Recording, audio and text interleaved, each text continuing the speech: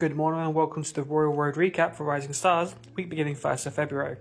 The Royal Road Rising Stars list is the list for the newest, best performing fictions on the platform, determined by multiple factors and complex calculations.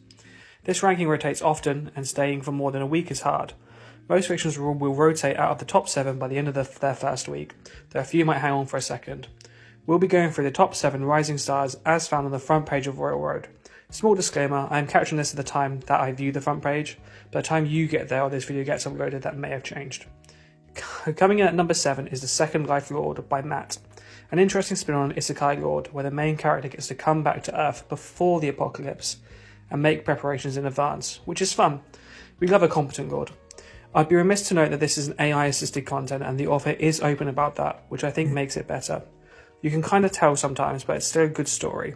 It also helps that the author is sweet in their comments and doesn't think that they are a very good author, which, given that this is third week on the Rising Stars top 7, should prove him wrong.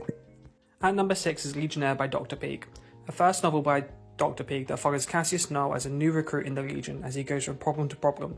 Think a magic Roman soldier running around the countryside fighting imps and monsters. And everyone loves the Roman Empire, so hopefully this can live up to its setting. Number 5 is Archmage is Baking Now by R.C. Joshua. Joshua has been publishing for a while now, with him having written another cozy slice of life novel in Demon World Boba Shop. This looks to be another similar style of story, warm and cozy that puts a smile on your face. Abandoning her life as an archmage to go to her aunt's house in Glenfell, where the house is deemed a working house that has to have a profession out of it, and so the bakery begins and cozy shenanigans entail. Number 4 is The Dragonmancer Returns.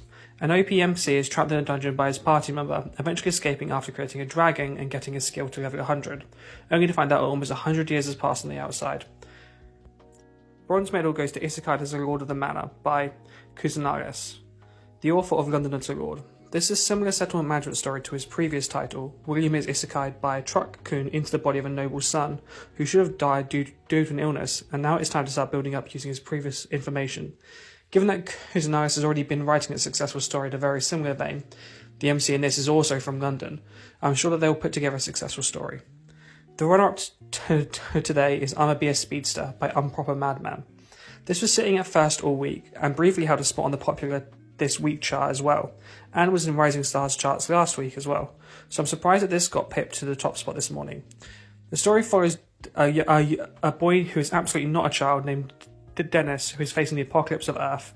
He decides to follow in the footsteps of his favourite superheroes and invests all of his stats in dexterity to go super fast, as speed is the best stat. It just so happens that he is right, that or everyone else is terrible and he isn't quite sure which.